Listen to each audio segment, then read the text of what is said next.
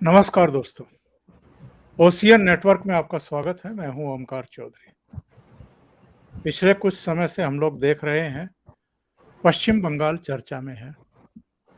पश्चिम बंगाल में भी जो ममता बनर्जी के साथ पिछले 11 साल से उनके कैबिनेट में अहम मंत्रालय देखते रहे हैं, पार्थ चटर्जी और उनकी महिला मित्र अर्पिता मुखर्जी खासी चर्चा में हैं, क्योंकि उनके 2 आवासों से अब तक 53 करोड़ 22 लाख का कैश और कुछ स्वर्ण आभूषण, कुल मिलाकर के करीब 50 लाख कीमत के डॉलर और कुछ मोबाइल फ़ोन वगैरह बरामद हुए हैं।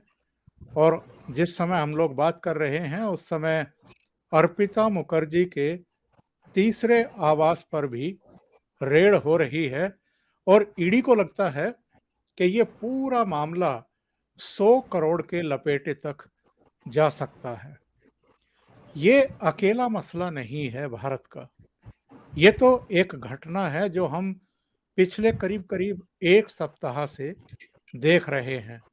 इससे पहले भी अलग-अलग राज्यों में, अलग-अलग रूप में ईडी की, सीबीआई की, इनकम टैक्स की, दूसरी एजेंसियों की रेड हुई हैं, बहुत बड़े पैमाने पर जब्तियाँ हुई हैं। अगर हम सरकार की तरफ से जो संसद में आंकड़े पेश किए गए हैं अभी 2 दिन पहले, उन्हीं को अगर देख लें तो 1 लाख करोड़ से ज़्यादा की जब्ती हुई है और बहुत बड़े पैमाने पर अब ईडी कुछ ज़्यादा तेज गति से ये कार्रवाइयाँ कर रही हैं।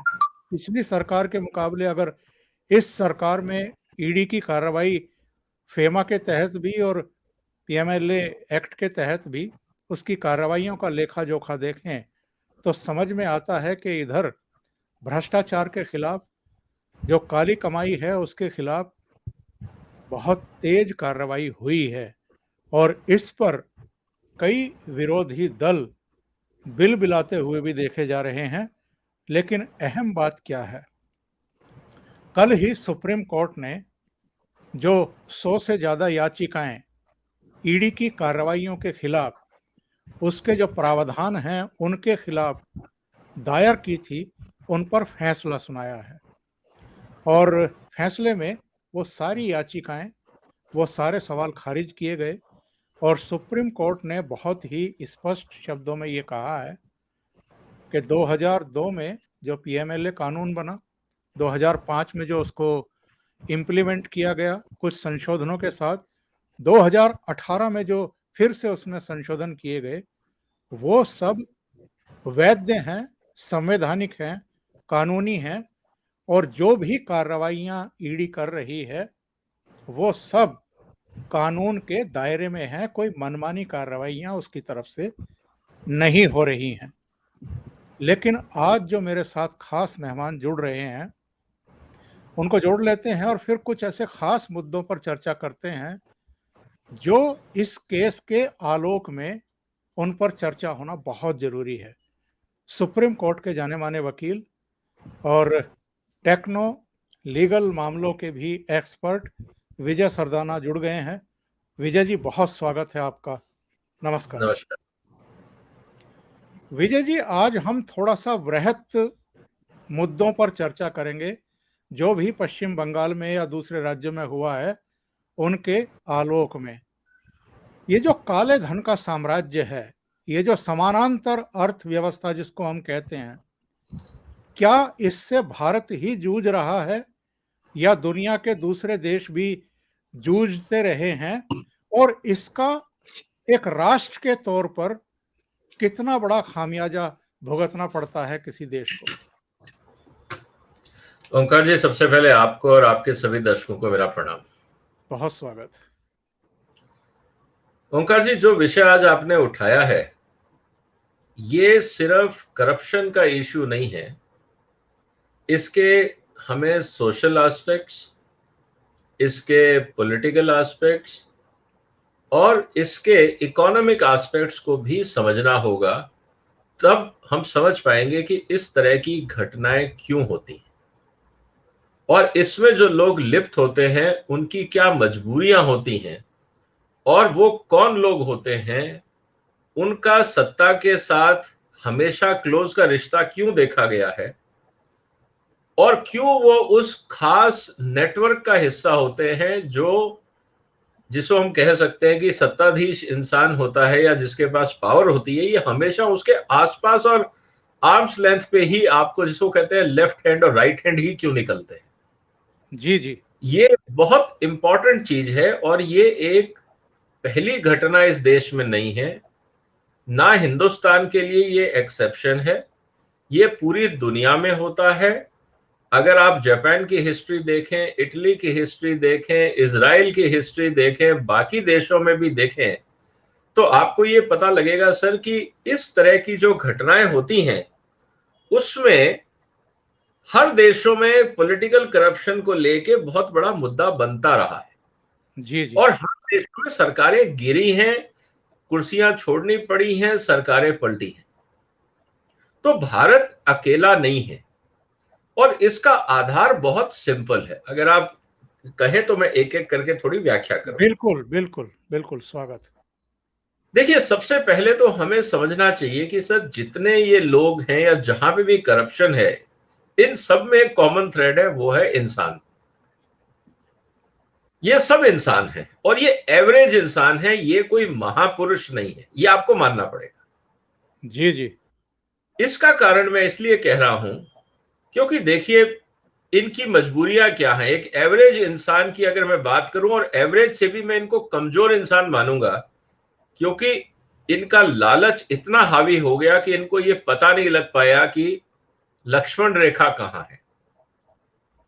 मतलब अगर आप किसी के घर से 20 करोड़, फिर दूसरे घर से 20 करोड़, फिर 50 करोड़, इसका मतलब यह है कि अगर आपको पैसा चाहिए था अपनी जरूरत के लिए और आपके पास नहीं था, तो आप अपनी जरूरतों के लिए शायद 10 करोड़ में भी काम चल सकता था, 20 में भी चल सकता था, आपने 2-4 घर बना लिए वो भी अच्छा है, थोड़ी बहुत ज्वेलरी रख ली वो भी अच्छा है। तो 20-30 के बाद आदमी को रुक जाना चाहिए। लेकिन लालच की कमजोरी इन इंसानों में इतनी ज्यादा थी कि इनको ये समझ ही नहीं आया कि वो कहां बहते चले गए और अल्टीमेटली उस अंधे कुएं में कभी ना कभी तो ये खुद गिरेंगे, ये इनको समझ में नहीं आया। तो ये लोग अपनी, जिसे कहते हैं ना कि मानसिक गरीबी से या अपने कमजोरपन से इतना उलझ गए थे कि ये अपने आप को खो चुके थे और ये उस दायरे में फंसते चले गए, उस दलदल में फंसते चले गए, ये रोक जी नहीं पाए अपने आप। पहला तो ये सवाल है। दूसरा सवाल ये होता है सर कि अगर आप इनको देखें कि ये लोगों का इतिहास क्या है, इन्होंने कभी अपनी जिंदगी में एम्बिशन पाले होंगे कि हम जिंदगी में कुछ करना चाहते हैं, हो सकता है अच्छा काम शुरू किया होगा, कोई प्रोफेसर होगा, कोई सीए होगा, कोई इंजीनियर होगा, कोई डॉक्टर होगा, कोई कुछ होगा, कोई बैंकर होगा, एक आम आदमी की तरह इन्होंने अपनी जिंदगी शुरू की होगी। लेकिन ये पॉलिटिक्स में क्यों आए? क्या ये जनसेवा करने आए थे? सर, इनमें से कोई भी इंसान पॉलिटिक्स में जनसेवा करने नहीं आया था, क्योंकि उसको ये पता था कि अगर मैं पावर सेंटर के आसपास रहूंगा और अगर मुझे पावर मिलती है तो पावर को कैसे यूज करना है अपने फायदे के लिए, इनको पता था। सही। तो ये लोग उस पावर सेंटर के आसपास घूमते रहे, मंडराते रहे। उन जो जिसको कहते हैं, देखिए पॉलिटिशियन भी जो होता है, एक एवरेज पॉलिटिशियन, उसकी मजबूरी ये होती है कि उसके पास सारी क्वालिटीज नहीं होती। उनमें से अगर मैं नाम नहीं लूंगा, लेकिन हमें भी पता है कि बहुत सारे पॉलिटिशियन ऐसे थे जो पढ़ लिख नहीं सकते थे लेकिन अच्छे पॉलिटिशियन थे। बहुत सारे ऐसे थे कि जिनकी कुछ कमजोरियां थी, क्योंकि वो इतने एजुकेटेड नहीं थे, तो उनको कुछ ऐसे लोग चाहिए थे जो उनका हिसाब किताब रख सके। लेकिन इस बात में भी आपको समझना पड़ेगा सर कि वो जो पॉलिटिशियंस थे, जो करप्शन में इन्वॉल्व होते थे, वो कभी भी किसी गैर आदमी पे भरोसा नहीं करते थे। जी वो अपने आसपास एक ऐसा आदमी रखते थे, एक या दो, जो जिसको आप खासदार, राजदार कुछ भी बोल सकते हो, जिसको हम लेफ्ट हैंड राइट हैंड भी बोल देते हैं। ये वो लोग थे जो राज रखते थे और जो इशारा समझते थे, इंस्ट्रक्शन समझते थे, और उस आधार पे काम करते थे। जी जी। और वो सरकार को चलाते थे। और ऐसे लोग अक्सर ऐसे डिपार्टमेंट्स में पाए जाते हैं जहां पे, या ऐसे डिपार्टमेंट्स के मंत्री बनाए जाते हैं जहां पे काफी बड़ा लेन देन होता है। सही। तो आपको कभी भी कोई ऐसा मंत्री नहीं मिलेगा करप्शन में कि जो आप कहेंगे कि साहब वो आर्ट एंड कल्चर में था जी, जो अब उसको सिर्फ मतलब कि सेमिनार कॉन्फ्रेंस ही करना था, तो उसमें आपको बहुत बड़ा कोई करप्शन नहीं दिखेगा। या आपको कोई ऐसा डिपार्टमेंट नहीं देखेगा जिसमें आपको लगेगा कि यार इसमें तो कोई काम धाम ही नहीं है और आपने वहां करप्शन देख लिया, ऐसा नहीं होगा। ये वही डिपार्टमेंट होंगे, या तो उस डिपार्टमेंट में बहुत सारा टेंडर देने की सुविधा होगी जहां पे टेंडर दिए जाते होंगे, या वो डिपार्टमेंट होंगे जहां पे परमिशंस दी जाती होंगी, डिस्क्रिशनरी पावर्स होंगी, या ऐसे होंगे जहां पे लाइसेंस दिए जाते होंगे, परमिशंस दी जाती होंगी, या जहां पे आप कानून के हिसाब से माफीनामा दे सकते हो कि ठीक है यार मैंने छोड़ दिया तुम्हारा, मैंने आपको रिबेट दे दी, मैंने आपको डिस्काउंट दे दिया, या मैंने आपका टैक्स माफी कर दी, या मैंने आपको कोई और सुविधा दे दी। जी जी। वो सब डिपार्टमेंट के लोग होंगे जो उस खास पॉलिटिकल लीडर के दाएं बाएं रहते हैं। इस बिल्कुल। भूमिका को आप अब पिछले 75 साल पे लगा लीजिए। 75 साल में हिंदुस्तान में अगर हम ये बोले कि करप्शन नहीं था, तो शायद ये एक मजाक होगा, क्योंकि हर देश में है, भारत कोई विचित्र नहीं है, भारत में भी करप्शन था। लेकिन पिछले कुछ दिनों में एक इंपॉर्टेंट चीज हुई जिसके कारण आपने देखा होगा बहुत कुछ होने लगा।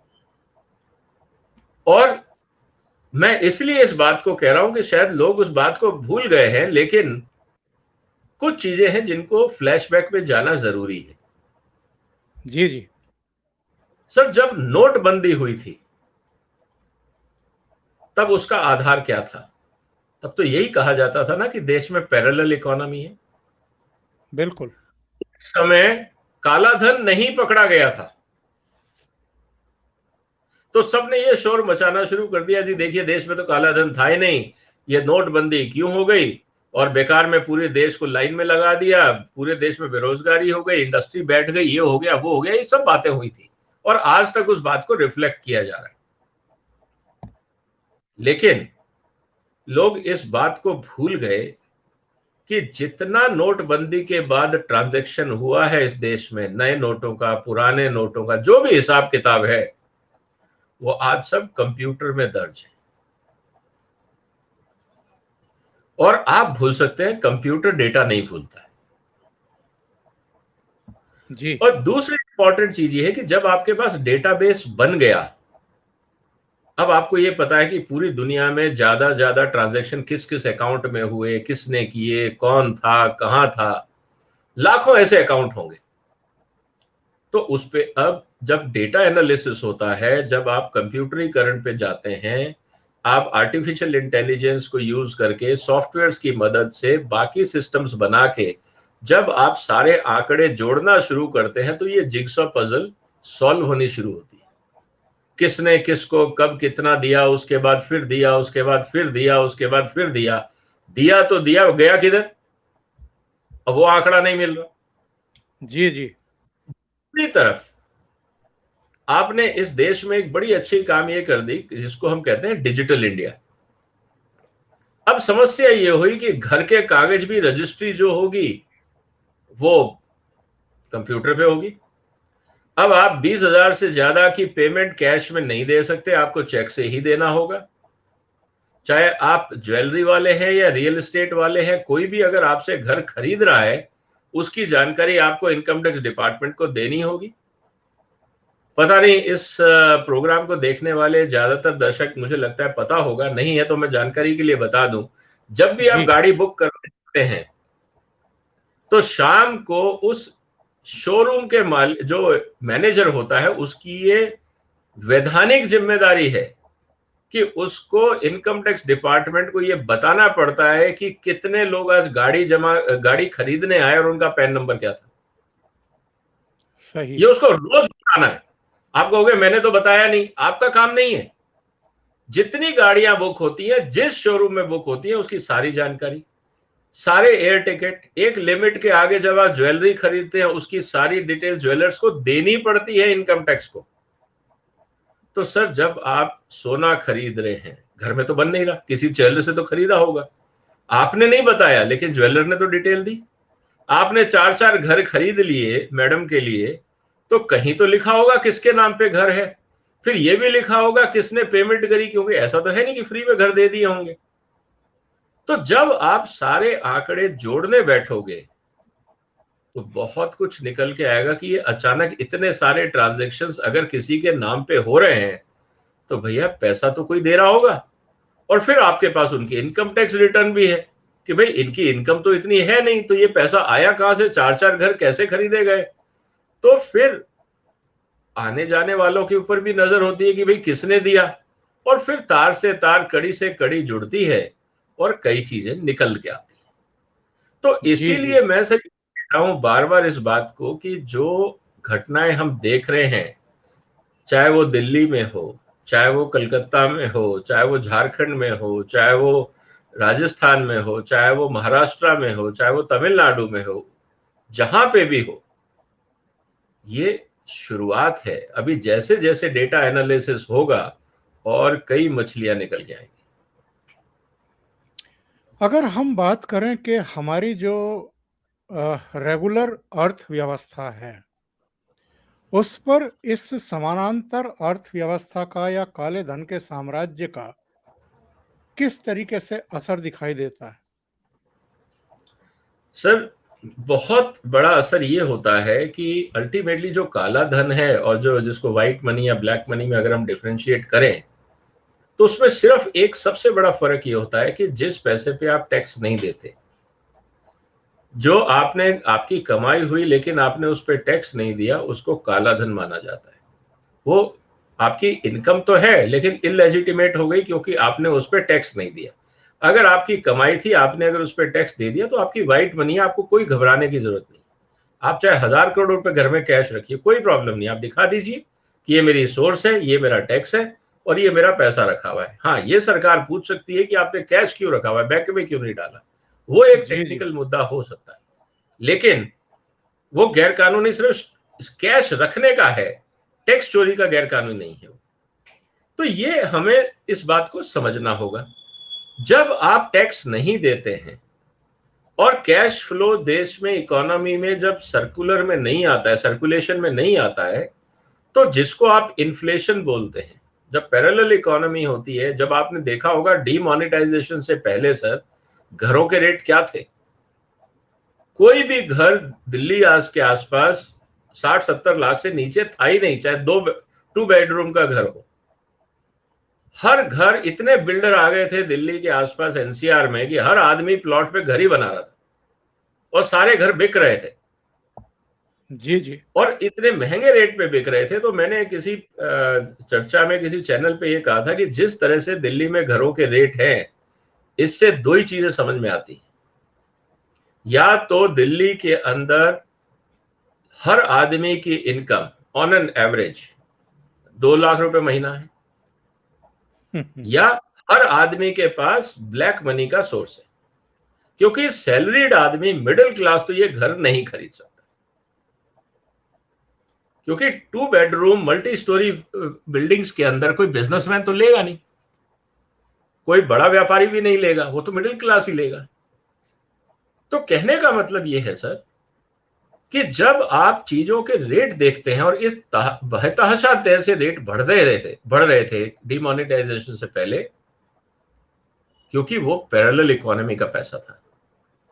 और अगर आप जाएं तो देखें कि ये जो जितनी प्रॉपर्टीज बनी शुरू हुई थी, इनके प्रमोटर्स कौन थे, तो लोग, आपको पता लगेगा कि कुछ लोगों का करप्शन का पैसा था, ब्राइब का पैसा था। जो लोग घरों ब्राइब तो लेते थे लेकिन घर में या बैंक में रख नहीं सकते थे, तो उन्होंने रियल एस्टेट में लगाना शुरू किया। तो रियल एस्टेट को हमेशा ये कहा जाता था कि साहब 2 नंबर का पैसा रियल एस्टेट में चलता है। और आपको भी पता था कि कितना पैसा कैश में जाएगा और कितना ब्लैक में जाएगा। इसी के बाद ही तो सर्कल रेट आना शुरू हुआ जी, जी। कि आपने मकान का रेट दिखा दिया 10 लाख और उसकी एक्चुअल कीमत थी 1 करोड़, तो 10 लाख आपने व्हाइट में दे दिया 80-90% आपने ब्लैक में दे दिया तो आपका घर बन गया। यही तो होता था, रियल एस्टेट का बिजनेस ऐसे ही चलता था। डीमोनेटाइजेशन के बाद सबसे बड़ा अगर झटका किसी को लगा था तो वो रियल एस्टेट सेक्टर था। अब चाहे हम कितना भी बोल दें कि साहब देश में ब्लैक मनी नहीं पकड़ा गया, चोरियां नहीं पकड़ी गई वगैरह वगैरह, लेकिन ब्लैक मनी के डिसअपियर होने का सीधा सीधा असर हमें रियल एस्टेट पे मिला। तो वो एक चीज हमारे सामने है। तो जो आपका सवाल था कि जो पैरेलल इकोनॉमी है इसका असर क्या होता है सर, इसका सबसे बड़ा असर होता है इन्फ्लेशन। क्योंकि ये पैसा सर्कुलेशन में अकाउंटेबल नहीं है, बैंकों को नहीं पता, सरकार को नहीं पता कि कितना पैसा सर्कुलेशन में है। और जो ये सरप्लस पैसा है ये मार्केट में इनडायरेक्टली जब आता है तो ये बाजार की अर्थव्यवस्था को बिगाड़ता है। उदाहरण मैंने आपको दे दिया कि excessive rate of real estate in India. एक तो जमीनें वैसे ही कम है, लेकिन एक बड़ा कारण था ब्लैक मनी। तो ये चीजें दिखती हैं। अभी आपने जिक्र किया था कि विमुद्रीकरण किया गया, यानी पुराने नोट बंद किए गए, नए नोट मार्केट में आए। बहुत बड़े पैमाने पर सुनते हैं कि 99% पुराना धन जो है वो बैंकों में जमा भी हो गया, जो पुरानी मुद्रा थी। और ये भी चर्चाएं हुई कि विमुद्रीकरण का जो ध्येय था वो फेल हो गया। एक तरीके से प्रधानमंत्री को इसका ब्लेम किया गया, जो ब्लेम गेम होता है हमारे यहाँ वो हुआ।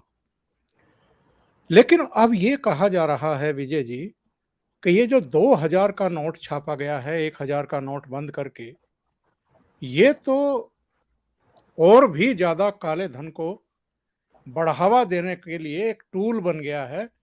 इसको बंद किया जाना चाहिए। हम अश्वनी उपाध्याय से लेकर के तमाम लोगों के अभियान देखते रहते हैं, वो लगातार सोशल मीडिया पर इसकी आवाज उठाते रहते हैं।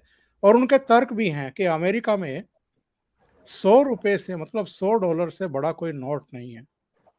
वहां किसी हद तक भ्रष्टाचार को नियंत्रित करने के उपाय किए गए हैं। हमारे यहाँ विमुद्रीकरण हुआ, ईडी है, सीबीआई है, इनकम टैक्स डिपार्टमेंट है, जितनी रेगुलेटरी अथॉरिटीज हैं वो सब अपनी जितनी उनकी सीमाएं हैं, जितनी स्ट्रेंथ है उसके हिसाब से वो काम करते रहते हैं। फिर भी ये काले धन पर अंकुश क्यों नहीं लग पा रहा है? और क्या समय है कि जब इस पर गंभीरता से विचार करने की जरूरत है कि ये जो बड़े नोट हैं, 2000 का नोट है, ऐसे नोटों को बंद किया जाए? ओंकार जी, जिस दिन डीमोनेटाइजेशन हुआ था, हिंदुस्तान के टीवी चैनल पे मैं पहला आदमी था जिसने डीमोनेटाइजेशन की चर्चा की थी। और मुझे आज भी वो दिन याद है कि रात भर करीब 8-9 चैनल्स को ओबी वैन मेरे घर के बाहर लगे हुए थे, और उसके बाद करीब 2 महीने तक डेली 4-4, 5-5 घंटे डेली टीवी पे मैं चर्चा करता रहा। जी जी।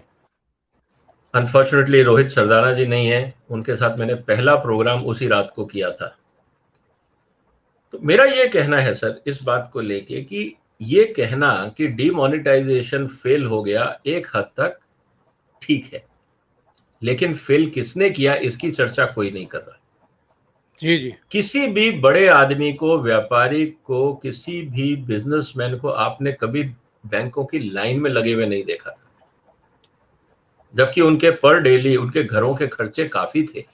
उनके घर में जो सब्जियां आती हैं, बाकी खर्चे होते हैं, डे टू डे के खर्चे होते हैं, वो काफी होते हैं, लेकिन किसी को भी आपने लाइन में लगे नहीं देखा था। इसका मतलब क्या उनके पास कैश नहीं था, या उनको कौन कैश सप्लाई कर रहा था?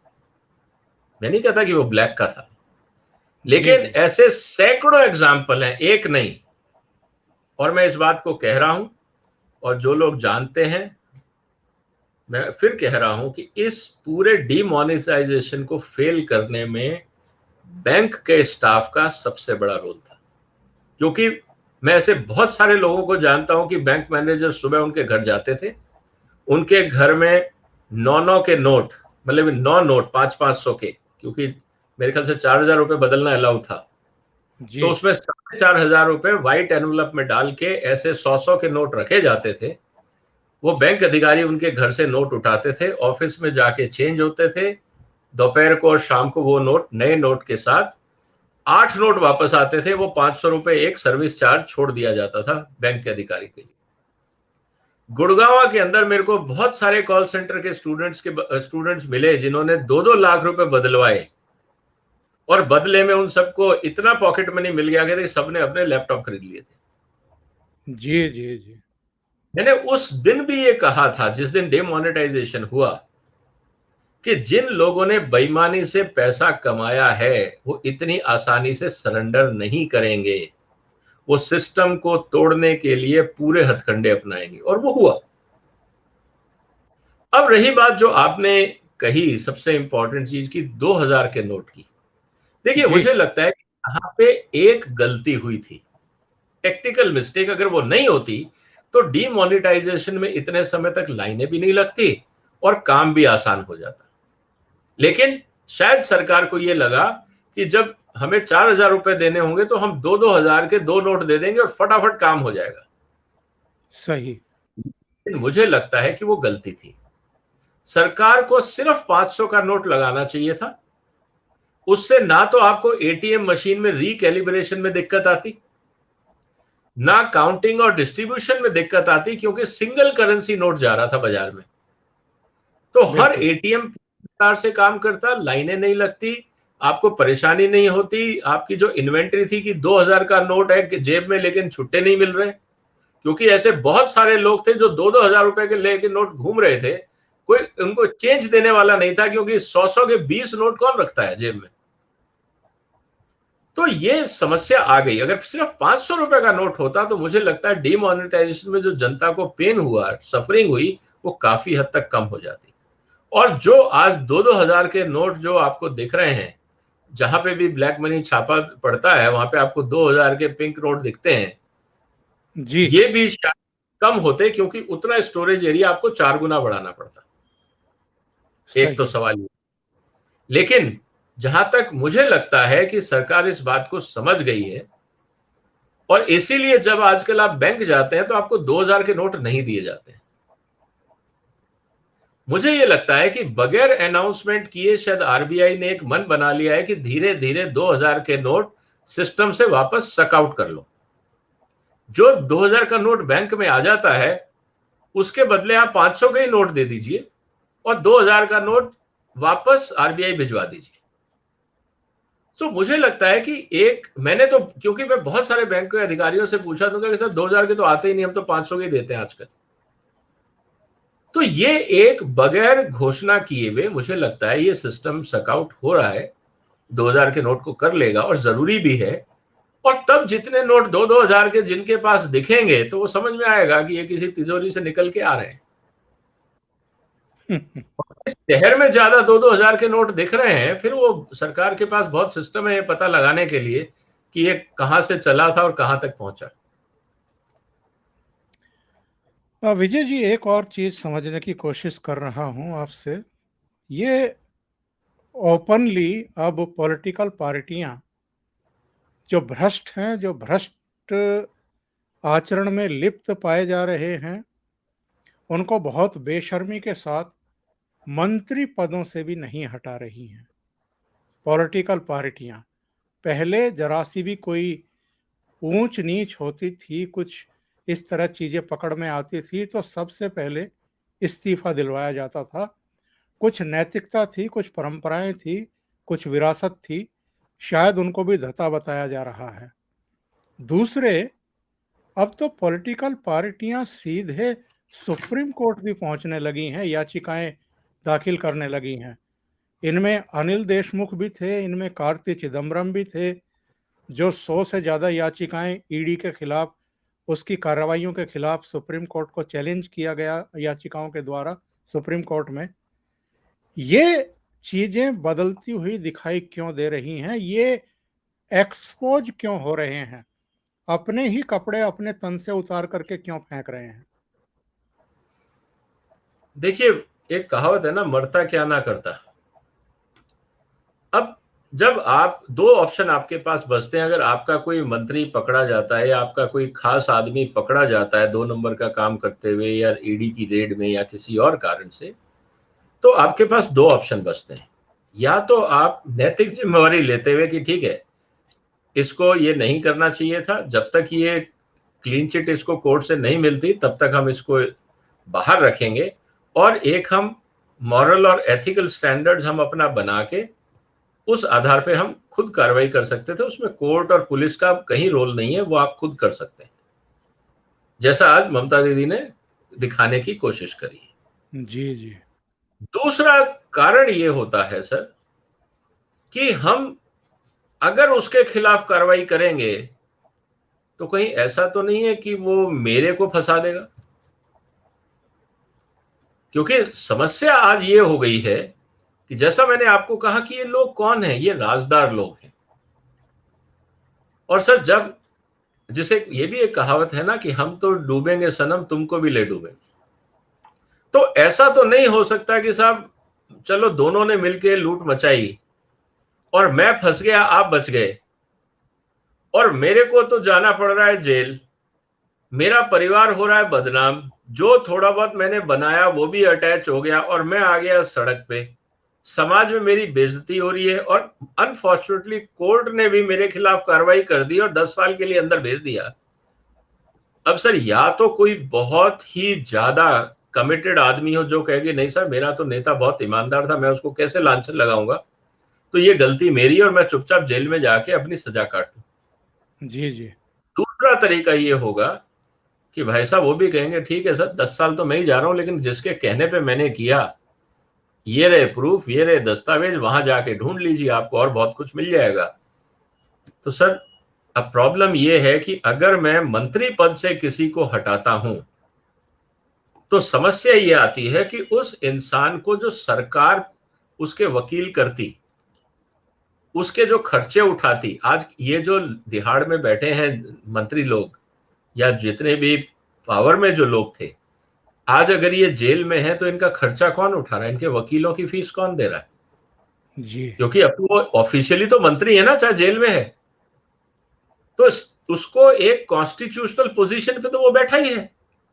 तो जो उसके अधिकार है उसको प्रोटेक्ट करने के लिए अगर आप ये कह रहे हैं कि मैं मंत्री के लिए 5 वकीलों की टीम खड़ी कर रहा हूं और पर अपीयरेंस पे उसका 10-20 लाख का जो भी खर्चा होगा वो सरकार देगी या मंत्रालय देगा, तो सर अगर आप उनको बाहर कर देंगे कैबिनेट से तो ये खर्चा भी तो मंत्री जी को ही देना पड़ेगा ना फिर, क्योंकि फिर तो आप ऑफिशियली कुछ क्लेम नहीं कर सकते। और फिर एक मॉरल हाई ग्राउंड आप ये लेके कर सकते हैं जो पहले नहीं होता था, क्योंकि आज की तारीख में मॉरल और एथिकल स्टैंडर्ड्स ये पॉलिटिकल लीडरशिप के बताते हैं, उस पार्टी के अध्यक्ष के बताते हैं कि उनका मॉरल स्टैंडर्ड क्या है, उनका एथिकल स्टैंडर्ड क्या है, कि क्या ये इन चीजों को टॉलरेट करेंगे। और ये इनडायरेक्ट ये भी बताता है कि हमारा जो समाज है वो किस तरफ जा रहा है, क्योंकि अगर जनता टॉलरेट कर रही है कि ठीक है अगर नहीं निकाला तो कोई बात नहीं, अगर जनता भी इग्नोर कर रही है इस बात को और जनता भी प्रेशर नहीं बना रही कि आप पहले इनको हटाइए, इसका मतलब है कि जनता ने भी इस अनएथिकल इमोरल एक्ट को कहीं ना कहीं एक्सेप्ट कर लिया है।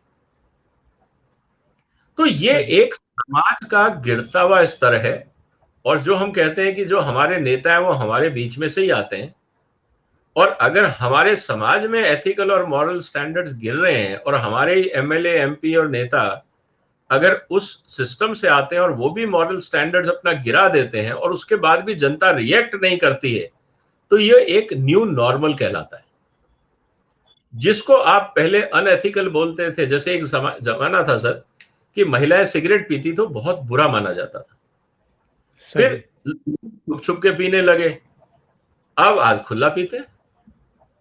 ड्रिंक्स के लिए पहले बिल्कुल ये होता था कि नहीं घर के अंदर बिल्कुल ड्रिंक्स नहीं होंगी, बड़े बुजुर्ग भी लेते थे तो बच्चों को भगा देते, जाओ तुम अपने कमरे में।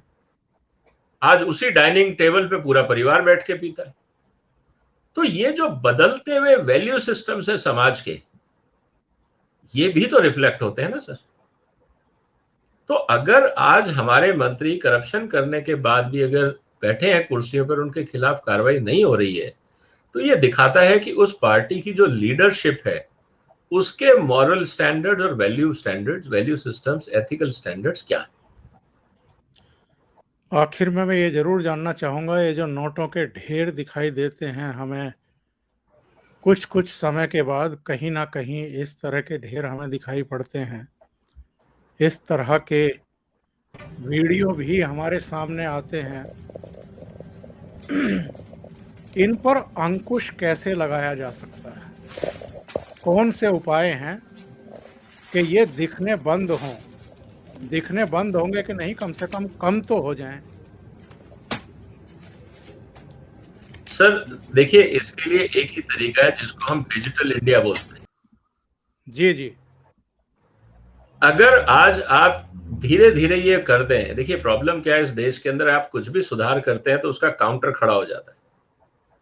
जब डिजिटल इंडिया की बात हुई थी, तब लोगों ने ये कहा था कि सर हर आदमी के पास कैसे है, एक ठेले वाला कैसे करेगा, रिक्शे वाला कैसे करेगा। तो हम जब भी सुधार की बात होती है तो समाज के उस वर्ग को सामने प्रोजेक्ट करना शुरू कर देते हैं कि देखिए साहब, अगर आपने ये सुधार कर दिया तो सबसे पहले तो सबसे गरीब मरेगा। जी, जी। और फिर जब उसके अंदर कंसेशन, उसके फेस को सामने रख के जब हम आर्ग्यूमेंट करते हैं तो कुछ कंसेशन मिल जाता है। जैसे उदाहरण के लिए, मैंने जब डीमोनेटाइजेशन हुआ था तब मैंने एक सुझाव दिया था कि कोई भी पॉलिटिकल चंदा कैश में नहीं होगा, चाहे 10 रुपए। आज आप पेटीएम में 20 रुपए की चाय के पैसे दे सकते हैं ना। तो जिसको पॉलिटिकल चंदा देना है तो वो डिजिटल पेमेंट कर सकता है ना। जी, आज जी। भी 2000 या 4000 रुपए तक का कैश पेमेंट लेना क्यों जरूरी है डिजिटल चंदे के लिए, मतलब कि इलेक्शन चंदे के लिए? अगर आप हर जगह पे बैन लगा दें कि अगर किसी ने भी, किसी भी पॉलिटिकल पार्टी ने 2 रुपए भी अगर कैश कलेक्ट किया, आप डिजिटली लिए ना जितना लेना है, हमने मना नहीं किया, वो तो मेरे को जितना देना है आपकी पार्टी को मैं दूंगा, लेकिन आप कैश नहीं लेंगे। तो आज अगर आप इस पे कानून बना देते हैं कि किसी भी रूप में, चाहे कोई भी हो, आप एक पैसा भी कैश नहीं लेंगे, आपकी आधी समस्याएं खत्म हो जाएंगी, क्योंकि उस समय सब लिंकेज बैठने शुरू हो जाएंगे। इसी तरह से जितने डिपार्टमेंट हैं जहां पे भी ट्रांजैक्शन है, जैसा पिछली बार हमने बात की थी सर ट्रांसपेरेंसी को लेके, जी, जी। हर चीज को आप ट्रांसपेरेंट कर दीजिए ना। आप कियोस्क लगा दीजिए। प्रॉब्लम क्या है, हम लोग ये कहते हैं सर कि गरीब आदमी के पास लैपटॉप कहां से आएगा। हम ये कहते हैं जहां आपने पहले लेटर बॉक्स लगाए हुए थे, आप वहां पे डिजिटल टच स्क्रीन के कियोस्क लगा दो। पोस्ट ऑफिस पे, रेलवे स्टेशन पे, बस स्टैंड पे लगा दीजिए। शुरू में हो सकता है कुछ लोग तोड़ने की कोशिश करेंगे, लेकिन आजकल सीसीटीवी कैमरा है, जो तोड़ेगा पकड़ा जाएगा। 5-7 लोग तोड़ेंगे, हुड़दंग होगा, टूट फूट होती है। यहाँ तो रेल के डब्बे जला दिए अनफॉर्चुनेटली लोगों ने। हो सकता है नुकसान भी होगा, लेकिन जो फायदा होगा वो उससे कई गुना ज्यादा होगा। सही। तो ये चीजें आज टेक्नोलॉजी हमें पावर देती हैं। मोबाइल हमारे पास है, जिनके पास नहीं है उनको कियोस्क यूज कर लें। बाकी पॉस की मशीनें आती हैं, जो छोटी छोटी मशीनें हैं, दुकानों पे हो सकती हैं। तो मुझे लगता है कि जैसे जैसे लिटरेसी बढ़ेगी, जैसे जैसे हम डिजिटाइजेशन की तरफ जाएंगे, काफी हद तक ये चीजें कम होंगी। और आप, जहां तक बात है फेसलेस की, आज भी देखिए समस्या क्या आ रही है। इनकम टैक्स डिपार्टमेंट ने आपने फेसलेस की बात करी, लेकिन फेसलेस में भी जो तिकड़मबाज लोग हैं, जो अधिकारी हैं, उन्होंने अपने एजेंट बैठा दिए। जब फाइल आती है तो उनका एजेंट फोन करता है कि भाई तुम्हारी फाइल यहां आ गई है मेरे पास, अब बताओ क्या करना है। तो मुझे लगता है कि एक यहां पे भारत सरकार को एक ऐसा हेल्पलाइन नंबर शुरू करना चाहिए कि आप अगर रिश्वत देने भी जा रहे हैं तो कम से कम एक हिंट वहां पे डाल दें कि सर ये अधिकारी पैसे मांग रहा था और मैं इस नंबर का नोट उसको दे के आया हूं। सही। तो फिर ईडी है, बाकी एजेंसीज हैं, वो कार्रवाई करें। लेकिन फिर ये आता है कि साहब क्या ईडी के अधिकारी करप्ट नहीं हो सकते? क्या वहां सारे राजा हरिश्चंद्र बैठे हैं? क्या वो अपनी पावर का मिसयूज नहीं करेंगे? तो प्रॉब्लम वही आती है सर, जो मेरी पहली लाइन थी कि हम सब इंसान हैं, कहीं ना कहीं हम लालच से ग्रसित हैं। अपने लालची चीजों को पाने के लिए, अपनी जरूरतों को पूरा करने के लिए कहीं ना कहीं लोग सिस्टम के साथ खिलवाड़ करते रहेंगे। तो ये मैं नहीं मानता कि सिस्टम पूरी की तरह पूरा का पूरा फूल प्रूफ हो जाएगा, बिल्कुल भी लीकेज नहीं होगी, लेकिन काफी हद तक अंकुश लग सकता है। बहुत बहुत धन्यवाद विजय सरदाना जी, जुड़ने के लिए, इतना समय देने के लिए ओशियन नेटवर्क को, और एक बहुत ही महत्वपूर्ण विषय पर अपने विचार जाहिर करने के लिए। Thank you so much. धन्यवाद नमस्कार। सर। नमस्कार।